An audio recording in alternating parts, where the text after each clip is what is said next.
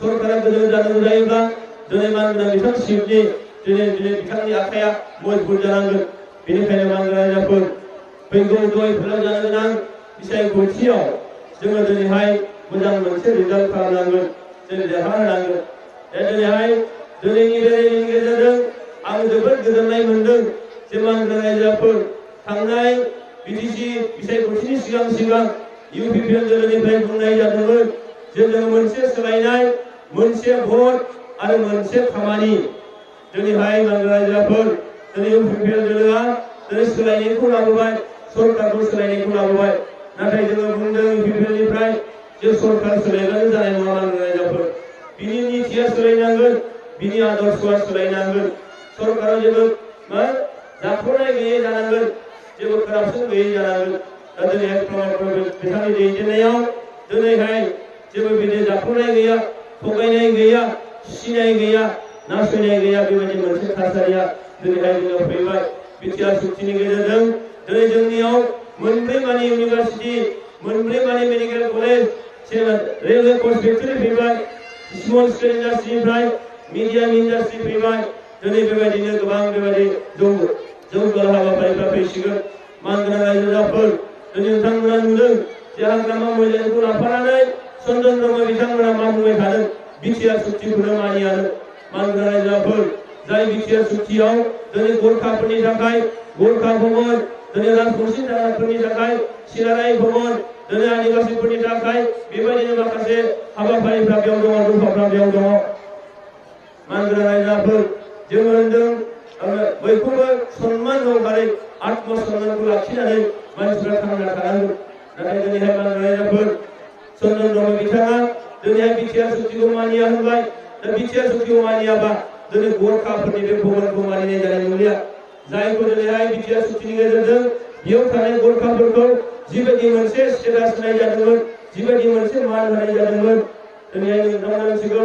राजबंशीफोरखौ जिबायदि स्टेटास होनाय जादों, जिबायदि मान होनाय जादों, नाथाय चन्दन ब्रह्म बिथाङा बिटिआर सुक्तिखौनो मानियानो। मानगोनां रायजोफोर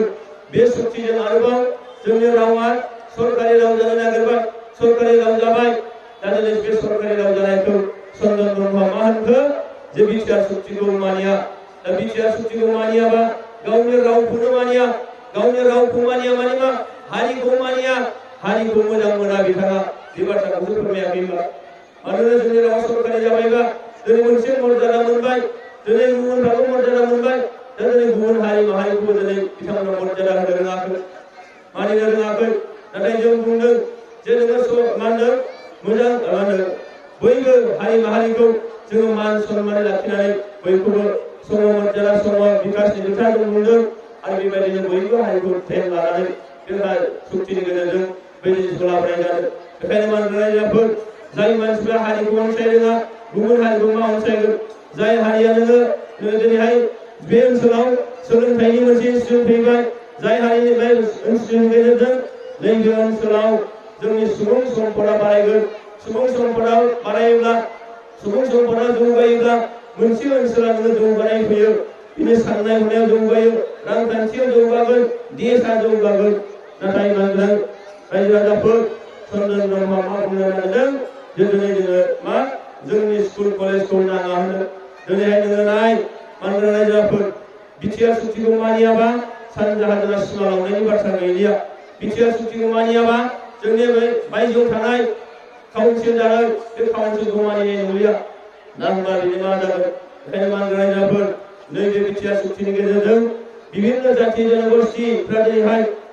बेखौ फोथायनाय लाखिदों जे थारैनो प्रमद बर' दैदेननाय बे सरकारा प्रमद बर'नि लिडारशिपआव दिनै जाथि माहारिफ्रा दिनै लोब लोब आवगायबोदों। मानो आवगायबोदों?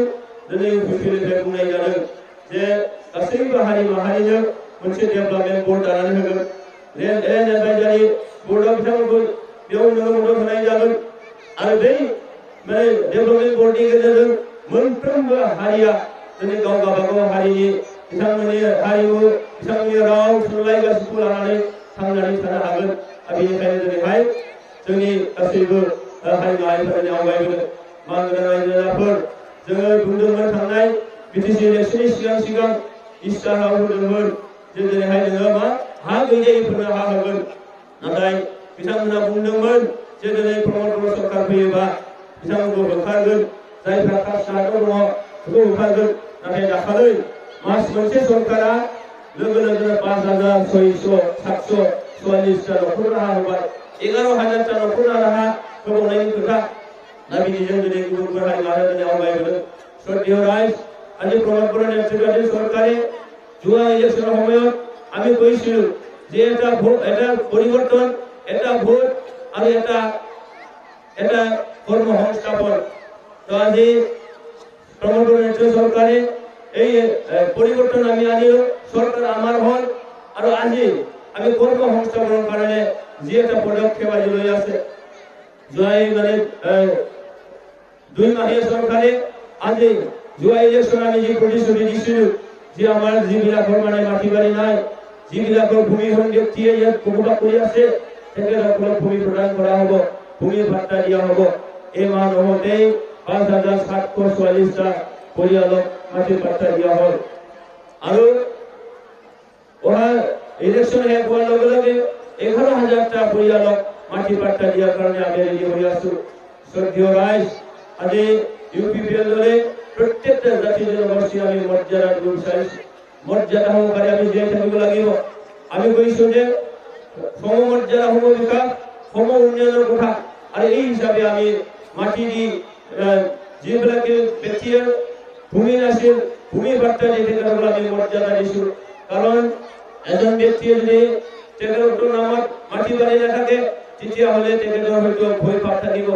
এইকাৰণে আজি আমি মাটি ভাত্তা দি তেখেতসকলক মৰ্যাদা দিছো আজি এই বিজয় চুক্তিৰ দ্বাৰা তাক নেপালীসকলৰ কাৰণে কিবা এটা আছে আৰু আদিবাসীসকলৰ কাৰণে ৰাজবংশীসকলৰ কাৰণে বিভিন্ন জাতি জনগোষ্ঠীৰ কাৰণে আজি ইয়াত বিজয় চুক্তিৰ দ্বাৰা সমমৰ্যাদা সমবিকাশ সমন্বয় আনিব বিচৰা হৈছে তেখেতসকলৰ কলা সংস্কৃতি ৰক্ষণাবেক্ষণ দিয়াৰ কাৰণে আজি চিন্তাধাৰা কৰা হৈছে এইকাৰণে আজি ইউপিপিএল দলে দলে যোগদান কৰিছে আজি প্ৰমোদ বড়োৰ নেতৃত্বত আজি বিশ্বাস ৰাখি আশ্বাস ৰাখি বিভিন্ন দল সংগঠন গড়ে আজি ইউপিপিএল দলে যোগদান কৰিছে সেয়েহে শ্ৰদ্ধেয় ৰাইজ আগন্তুক যদি 6 এপ্ৰিল তাৰিখে হ'ব লগা নিৰ্বাচন সেই নিৰ্বাচনত যিবিলাকে ঠগবাজি কৰিলে যিবিলাকে আমাক হ'ব বুলি একো নিদিলে তেনেকুৱা ব্যক্তিবিলাকক আমি বিদায় দিব লাগিব আজি চন্দ্ৰমোহন ডাঙৰীয়াই 15 বছৰ এমএলএ হৈ 15 বছৰ মন্ত্ৰীত্ব লাভ কৰি তেখেতে আমাক কি দিলে আপোনালোকে চাওক আজি তেখেতে মন্ত্ৰীত্ব লাভ কৰি আমাক তেখেতে আজি বুঢ়াপণি ৰোধ কৰিব নোৱাৰিলে তেখেতে আজি মাটি ভাত্তা প্ৰদান কৰিব নোৱাৰিলে তেখেতে আজি আমাক চাকৰি দিব নোৱাৰিলে কৰ্ম সংস্থাপন দিব নোৱাৰিলে তেখেতে আপোনালোকে কেতিয়াও দেখা নাই যে তেখেতে ভোটৰ মজিয়াত গৈ এই আমাৰ অঞ্চলৰ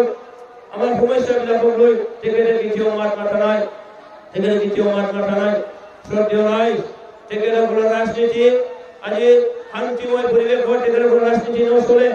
যাৰ কাৰণে যোৱা পিটিচি ইলেকশ্যনৰ সময়তো তেখেতসকলে শংকা ভাৱ ৰাইজৰ মাজত যোগাই তুলিছিল আতংকময় পৰিৱেশ সৃষ্টি কৰিছিল আৰু তেখেতসকলে যেতিয়া আমাৰ মাজত আতংকময় পৰিৱেশ হয় তেতিয়া তেওঁলোকে তেখেতসকলৰ ৰাজনৈতিক মুনাফা আদায় কৰিবলৈ চেষ্টা চলায় माने बिथांमोननि राजनीतिया चन्द्रमोहननि राजनीतिया गोजोन थासारियाव मालाबाबो जाया आरो बिथांमोननि राजनीतिया मानसिखौ सिगिनायावसो जायो दा बे हा गोदानथिंजाय थांनानै सिगिहैदोंनो जे मा मानसि माने नोंथांमोनहा माने गावसिनियाव भोट होआबालायनो माने प्रमोद बर'आ होखारगोननो दिनै जों हासो होनो नागिरदों जों होखारनायनि बाथ्रा गैया दिनै थांनाय 2006आवनो हानि आयेन पास जाबाय जोंनि हाग्रा ओनसोलाव थानाया दिनैबो हा मोनाखै 70 बोसोर जेबो होनो हायाखै 70 बोसोर चन्द्रमोहन बिथाङा माबा मोनसे होदोंबा बियो नोङो मा खालि मा भौमनि अनगायै जेबो होआखै बिथाङा दिनै दालालि मालायखौ दालालि होनोबा गाव सासे दिनै दालालि खालामदों मानग्रा रायजोफोर सरकार बायसिगोन होनना बुंबाय थादों सरकार बायनायनि खोथा गैया बिथांमोना मा बुंबाय थादों नै दाखालि 15 तारिखआव जोंनि सरकारा बायसिगोननो गावसिनि सरकार फैसिगोननो मानग्रा रायजोफोर जोङो नोंथांमोननि सिगाङाव फोरमायदों जे बिथांमोननिफ्राय दिनै सानै एमसिएलए दिनै इउपिआव फैगासिनो दं नामल' लानाय जानाय नङा दिनै सानै एमसिएलए बिथांमोननिफ्राय दिनैहाय इउपिआव फैगासिनो दं माजों सरकार बायहोनो बिथांमोना थांनाय समाव राजा बायदि थांनानै मानसिखौ नोङो सोरखौबा बुख्रुब सुख्रुब खालामनानै दिनै नोङो बिथांमोना सरकार सालायबोबाय दिनै आरोबाव बे बुख्रुब सुख्रुबखौनो बिथांमोना खालामनो नागिरबावदों जों खोनादों जोंनि दावहारु बिथांमोनखौ सोरखौबा दिनै हाग्रायाव थुनहरफिनदोंनो आरो बेयाव चन्द्रननि आखाइ दङ मानोना दिनै बिथांमोना दाखालै टिभि मिडियानि गेजेरजों बुंबाय जे दिनैहाय मानो उमुगनो होनो मोना थुमुगनो होनो मोना दिनै बे मोनसे थासारियाव जाय दिनैहाय जों नोंथांमोना नाय नैबे बिटिआर सुक्तिनि गेजेरजों दिनै जोंनि गेजेराव खुनु पुलिस मिलिटारिनि खुनु जुलुमबाजि गैलिया नङा होमबा पुलिस मिलिटारिया खुनु जुलुमबाजि खालामलिया दिनै शान्ति फैबाय रावजोंबो गावथारजानायनि बुथारजानायनि बाथ्रा गैलिया दिनै शान्ति मोनसे थासारि फैबाय दिनै बिथांमोना आरोबाव जोंखौ अशान्ति खालामनो नागिरदों मानग्रा रायजोफोर जोंनि लाइमोनफोरखौ आरोबाव गावथारहोनो नागिरदों बुथारहोनो नागिरदों दिनै बेबायदि व्यक्तिखौ दिनै जों सिनायनांगौ दङ ओंखायनो मानग्रा रायजोफोर जे फैगौ जानो गोनां बिसायख'थियाव नोंथांमोना नैबे ओनसोलाव थानाय जोंनि हा खुरखानाया दिनै समाधान जानांगोन पारमानेन्टलि जोंनो दिनैहाय नोङो साख्रिनि जि बाथ्रा साफ्रोमबो मानसिया माबा नङा माबा मोनसे खामानि मोननांगोन आरो दिनै खामानि मोनहोनो दिनै इउपिपिएल सरकारा दिनै आखाइआव लादों साफ्रोमबो मानसिया माबा नङा माबा खामानि मावनानै थानांगोन आरो दिनै मानग्रा रायजोफोर नैबे बिटिआर सुक्तिनि गेजेरजों गासै नोङो 20,000सो जोंनि लाइमोनफ्रा आर्मी सीआरपी एसएसबी आरो आसाम पुलिसाव साख्रि मोनगोन दा दिनै बेबायदि जायोब्ला जोंनियाव बेबायदि बेकार मानसि थानाय नंलिया सोरबाया दिनै इउनिभार्सिटि जागोन बेयाव दिनै माखासेया दखान बार होनानै माखासेया बायदिसिना हटेल बायदि होनानै जागोन मेडिकेल कलेज जागोन मेडिकेल कलेजाव नोङो सोरबाया फरायगोन सोरबाया बेयाव बायदिसिना बिजनेस खालामनानै जानो हागोन खाथि खाला दिनै बयबो जोङो साख्रि मोननो थांगासिनो दं खामानि मोननो थांगासिनो दं नाथाय मानोना चन्द्रन ब्रह्म बिथाङा जिबायदि गाव हारसिङैल' सम मोननो खामायदों जेराव नोङो मनसि जायगाफ्रा श'रुम मालायगाफा मनसि जायगाफ्रा श'रुम मालायगाफा दिनै मालायखौ बुंनो नागिरदों जे बिथांमोना सोरबाया दालालि खालामदों दालालिनि बाथ्रा बुङोबा गावसोरसो गोदो सिगांफ्राव गावसिनि सरकार थानायाव नोङो मोनसे साख्रिखौ होनायनि नामाव नोङो लाख थाखा बिथांमोना दिनै जाखुमादों बेनिखायनो मानग्रा रायजोफोर नोंथांमोना नाय नैबे दादगारि ओनसोलाव लोंग्रा दैखौ थांनाय 17 बोसोराव मोनबाल' बानायदोंनो दिनैहाय नोङो नाय इउपिपिएलआ 43 दिनाव 24टा लोंग्रा दैनि बरिं खुरनानै होबाय